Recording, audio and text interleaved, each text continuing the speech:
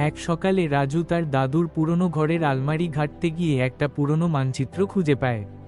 মানচিত্রে লেখা সোনার পাথরের গুহা।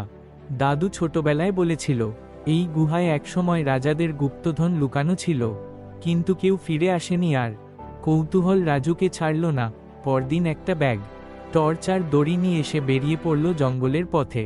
বাতাসে ছিল ভয় আর রহস্যের গন্ধ। সূর্য ডোবার আগেই সে মানচিত্রে চিহ্নিত জায়গায় পৌঁছে যায়। গুহার মুখটা অন্ধকার আর ঠান্ডা। রাজু টর্চ জ্বালিয়ে ভেতরে ঢোকে।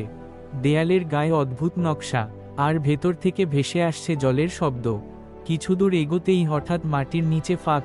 রাজু পড়ে গেল এক লুকানো পথে। নিচে নামতেই চোখে পড়ে একটা বিশাল পাথরের দরজা। দরজার ওপর খোদাই করা লেখা সাহসীদের জন্যই মুক্তি। রাজু নিঃশ্বাস নিয়ে দরজাটা ঠেলে খোলে। ভেতরে সোনার পাথর, পুরনো মুদ্রা আর রাজাদের তলোয়ার ঝলমল করছে। ঠিক তখন গুহা কাঁপতে শুরু করে। রাজু বুঝল গুহা ভেঙে পড়ছে। সে দ্রুত একটা মুদ্রা পকেটে নিয়ে দৌড় দেয় উপরে ওঠার পথে।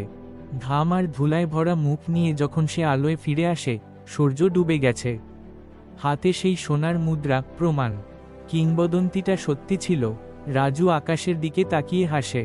দাদু, তোমার গল্প আজ সত্যি করলাম।